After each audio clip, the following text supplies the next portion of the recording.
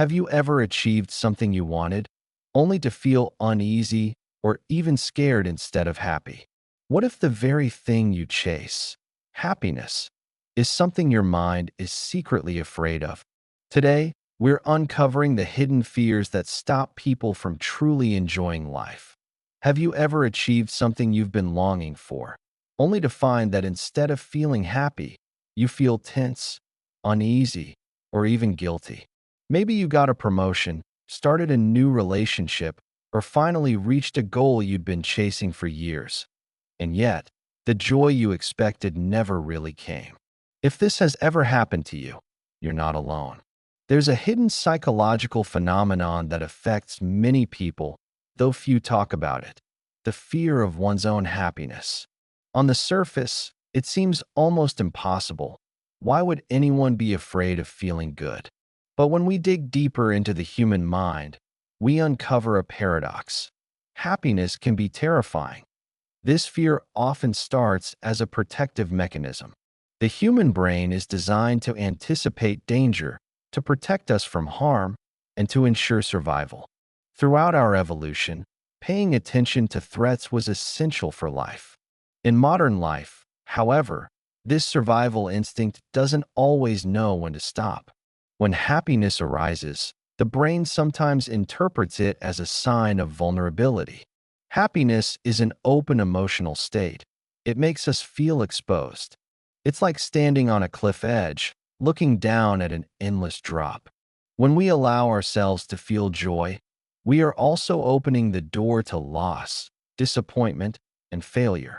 And for some people, this is deeply unsettling. Many who fear happiness report feeling a subtle sense of dread when positive things happen.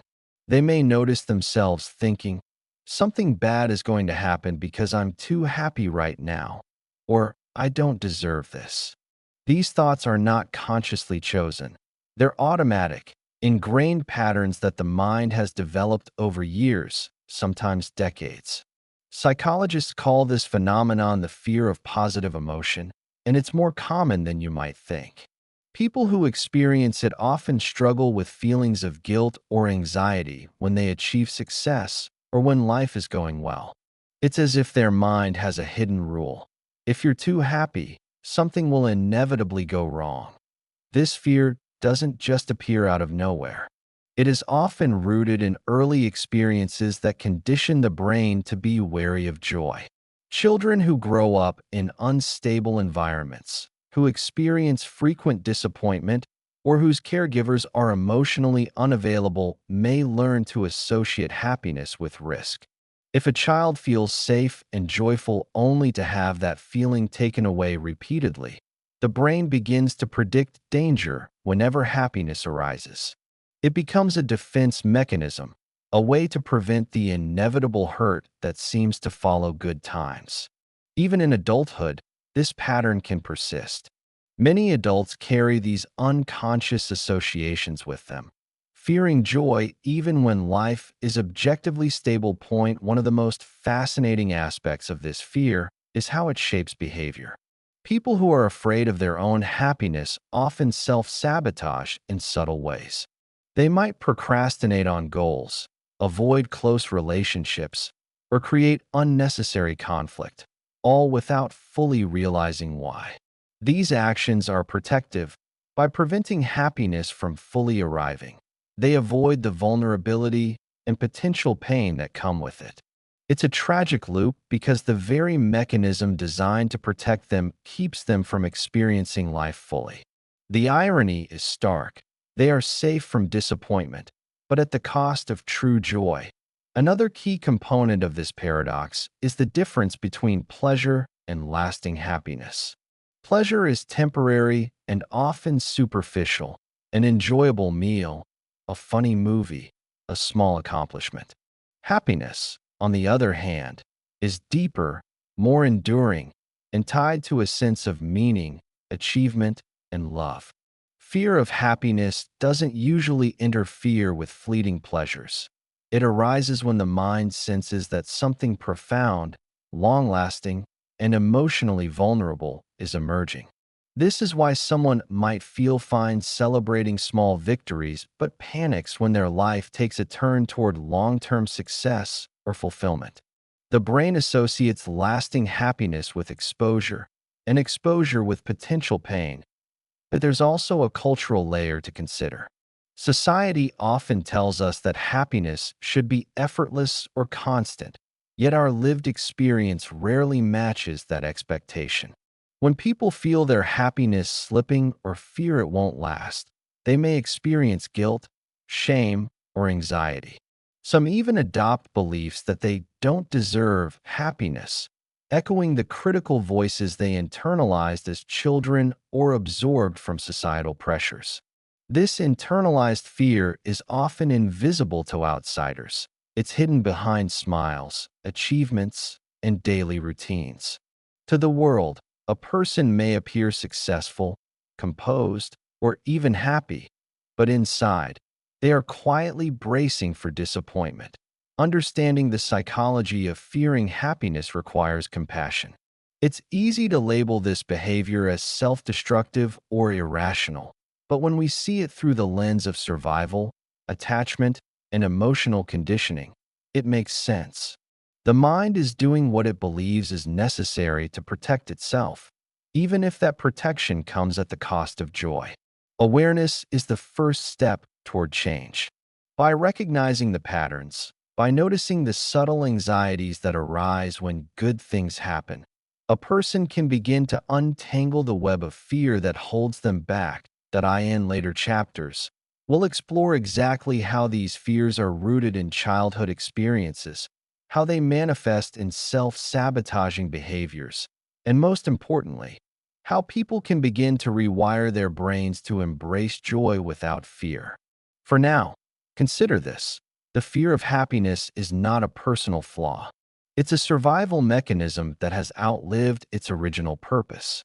Recognizing it is not only liberating, it's the first step toward reclaiming the happiness you've been avoiding all along.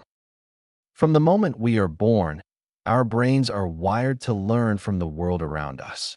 Every smile, every harsh word, every unpredictable reaction from those we depend on leaves an imprint.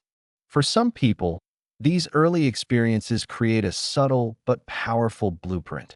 Happiness is fragile, and joy is risky. The origins of the fear of one's own happiness are often rooted in childhood, in what psychologists call emotional conditioning. These early experiences don't always leave scars we can see. They often leave patterns we carry silently into adulthood, shaping how we respond to success, love, and contentment. Consider a child growing up in an environment where emotional stability is scarce. Perhaps a parent is loving one moment and harsh the next, or maybe the household is full of tension, unpredictability, or disappointment. The child learns, often unconsciously, that happiness is temporary and fragile. Every time they feel safe, loved, or joyful, they may also sense that this state could be taken away without warning. Over time, the brain develops a kind of protective algorithm. If I allow myself to feel truly happy, I might be setting myself up for pain. This algorithm is not conscious. It operates silently, influencing thoughts, feelings, and behaviors throughout life. Attachment theory provides a framework for understanding this process. Children form bonds with caregivers based on the predictability and consistency of care they receive. Secure attachment develops when a child feels consistently seen, valued, and protected. But when caregivers are inconsistent, neglectful, or emotionally unavailable, the child may develop an anxious or avoidant attachment style.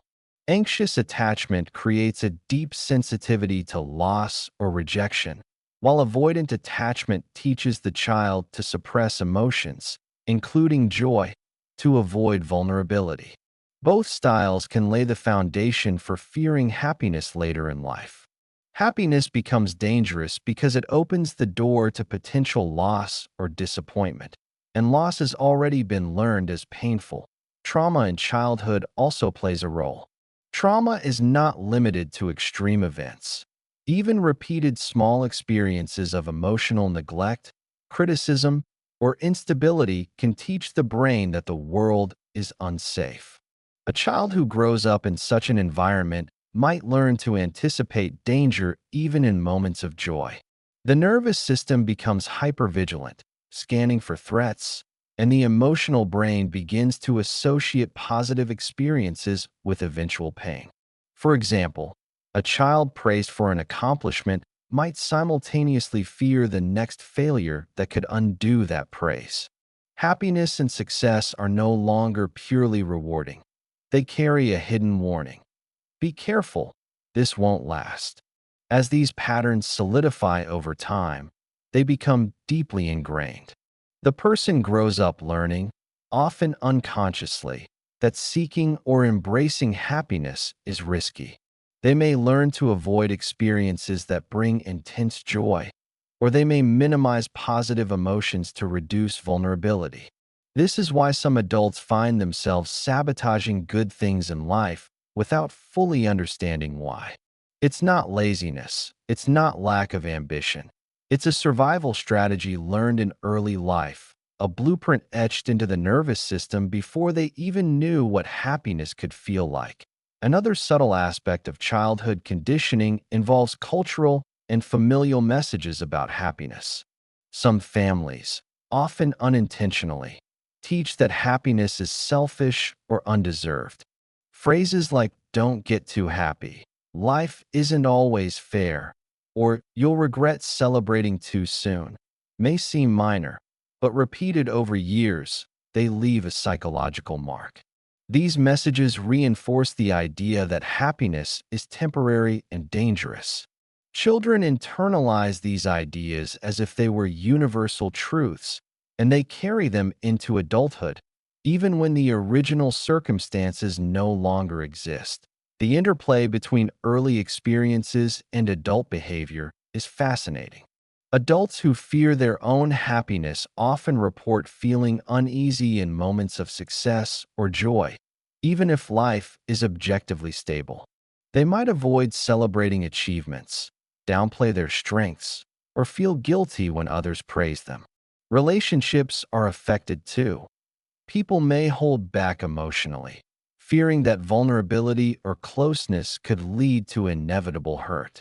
It's a silent tension, a constant anticipation that happiness will trigger disappointment, rejection, or failure. Psychologists have also observed that this fear can manifest in subtle, almost paradoxical ways. Some people create chaos in their lives, unconsciously preventing sustained happiness. They may choose partners who are emotionally unavailable, take jobs that keep them under pressure, or make decisions that disrupt their stability.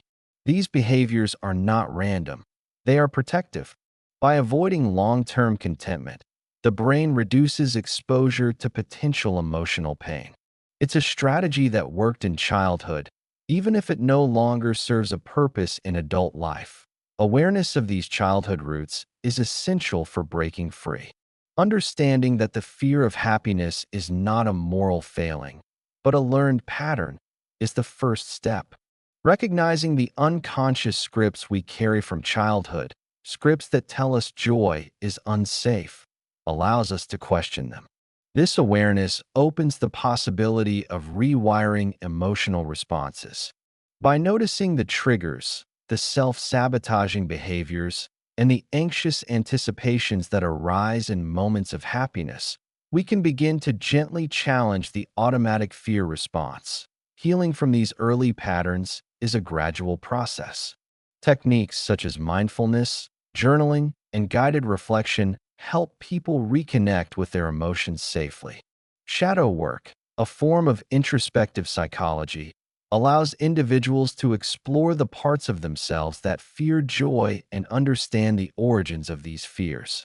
Therapy can also provide a safe space to confront and reframe childhood experiences. The goal is not to erase memories, but to change the emotional associations tied to them. Over time, the mind learns that happiness does not have to be dangerous, that vulnerability can coexist with safety, and that joy can be embraced without fear. Childhood experiences shape us in ways we may not consciously recognize, but understanding their influence on adult life is empowering. The fear of happiness is not a reflection of weakness or failure. It is a survival strategy that has outlived its purpose. By tracing these fears back to their roots, we gain insight into the patterns that have controlled our emotional lives. We begin to see that joy, far from being a threat, is something we can gradually allow ourselves to experience. The path to embracing happiness is a journey, often slow and cautious, but deeply rewarding. Recognizing these early influences is the bridge between understanding and transformation. The first chapter revealed the paradox of fearing happiness. This chapter has shown us why that paradox exists, rooted in the earliest experiences of life. In the next chapter, we'll explore how these deep-seated fears manifest in daily behavior, how people unconsciously sabotage themselves, avoid joy, and struggle with emotional vulnerability, and how these behaviors can be identified and understood in the context of dark psychology.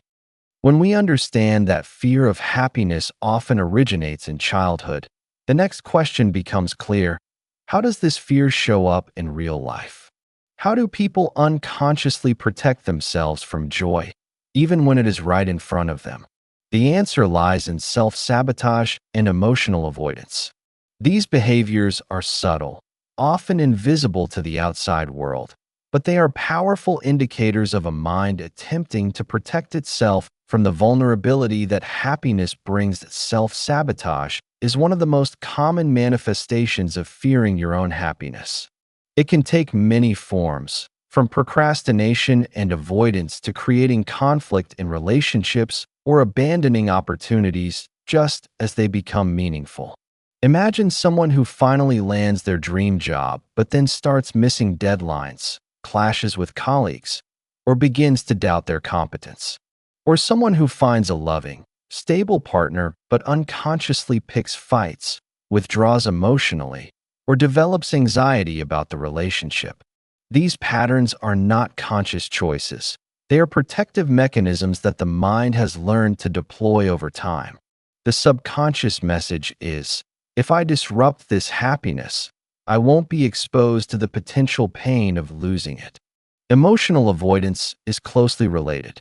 People who fear happiness often shy away from deep emotional experiences. Joy, love, and fulfillment all carry a vulnerability that the brain interprets as risky. As a result, these individuals may avoid situations that could bring lasting happiness or keep their emotional engagement shallow. They may excel in public, in work, or in social appearances, but when it comes to allowing themselves to truly feel contentment, they hesitate. Even positive experiences can trigger subtle anxiety, worry, or guilt. Am I allowed to feel this way? Is something going to go wrong? These questions echo silently, sabotaging the full enjoyment of life. The patterns of self-sabotage and emotional avoidance are often reinforced by deep-seated beliefs rooted in childhood. For instance, a person may have internalized the idea that they are not worthy of happiness, that being too successful will provoke envy, or that vulnerability equals danger. These beliefs act like invisible rails guiding behavior. Even when consciously someone wants joy, love, or achievement, these unconscious scripts push them away from fulfillment. The result is a life of partial satisfaction, fleeting pleasure, and missed opportunities, all while the person wonders why they cannot fully embrace happiness. Another fascinating aspect of this fear is the paradox of control. People who fear happiness often attempt to control life meticulously in order to avoid disappointment. They may overplan, overthink, or micromanage outcomes, believing that by controlling circumstances they can prevent the vulnerability that comes with joy. Ironically, this need for control often backfires. By attempting to eliminate risk, they create tension, stress, and missed opportunities, further reinforcing the belief that happiness is dangerous and fleeting. The mind has built a cycle. Fear triggers protective behavior. Behavior creates stress or disruption, and stress or disruption confirms the original fear. Relationships are a particularly rich area for observing these patterns. Individuals who fear happiness often struggle with intimacy because emotional closeness increases vulnerability. They may hesitate to fully commit, avoid expressing their true feelings, or even push loved ones away. Sometimes, they unconsciously select partners who are unavailable, inconsistent, or difficult to maintain closeness with. This isn't a conscious choice. It's a protective strategy learned long ago to avoid the perceived dangers of joy. By creating distance, by keeping the relationship safe, the mind reduces the risk of disappointment, loss, or betrayal. Work, achievement, and personal goals are also arenas where self-sabotage shows up. A person might avoid promotions, delay finishing projects, or second-guess themselves at critical moments. Happiness, in the form of success or recognition, triggers the subconscious alarm. If I reach this level, I might be exposed to failure, jealousy, or loss. The brain then activates strategies. The first step in this journey is awareness. Understanding that the fear of happiness is not a personal flaw or moral failing, but a learned survival mechanism is profoundly liberating. When you realize that your mind has been operating on outdated scripts designed to protect you from harm, you can begin to question them. Awareness allows you to observe the subtle anxieties, internal dialogues, and avoidance behaviors that arise whenever happiness appears. You might notice, for example, that receiving praise makes your chest tighten, that reaching a goal triggers guilt, or that emotional closeness produces a sense of dread. Simply observing these patterns without judgment is the foundation for change. Once awareness is established, the next step is gentle exposure. Just as someone with a fear of heights might gradually practice standing closer to a ledge, those who fear happiness can practice allowing themselves to feel joy incrementally. Start with small moments of pleasure and contentment, savoring a favorite meal, celebrating minor accomplishments, or expressing gratitude for daily joys. Pay attention to the bodily sensations and thoughts that arise. Notice the tension, the doubts, and the urge to pull back. By facing these reactions consciously, you are retraining the brain to associate happiness with safety rather than danger. Mindfulness is a particularly powerful tool in this process. Practicing mindfulness means observing thoughts and emotions without judgment, letting them exist without immediately reacting. When anxiety or guilt arises during moments of happiness, mindfulness allows you to acknowledge it without letting it dominate your experience. Over time, this practice helps disentangle the association between joy and threat. You learn to experience happiness fully, even in the presence of underlying fears, and to recognize that vulnerability does not equal danger. Shadow work is another essential practice, especially for those drawn to dark psychology. This process involves exploring the parts of yourself that you have hidden or denied, often the very aspects responsible for fearing joy. You may discover internalized voices from childhood, deep-seated beliefs of unworthiness, or emotional wounds that still influence your reactions. Bringing these shadows into conscious awareness allows you to integrate them rather than suppress them. Through shadow work, the fear of happiness loses its unconscious grip, and the mind begins to accept joy as a legitimate, safe experience. Remember, the fear of your own happiness does not define you. It's a habit of the mind, a pattern formed over years, but it can be unlearned. You have the power to reclaim joy, to embrace vulnerability, and to allow yourself to feel fully alive. Every small step counts, whether it's savoring a simple moment of pleasure, celebrating an achievement, or daring to open your heart to love and connection. Happiness is not a reward you must earn. It is your birthright. You are allowed to feel it, to welcome it, and to let it expand in your life without fear. The journey may be gradual, and fear may resurface, but each time you confront it, you grow stronger, braver, and more freed.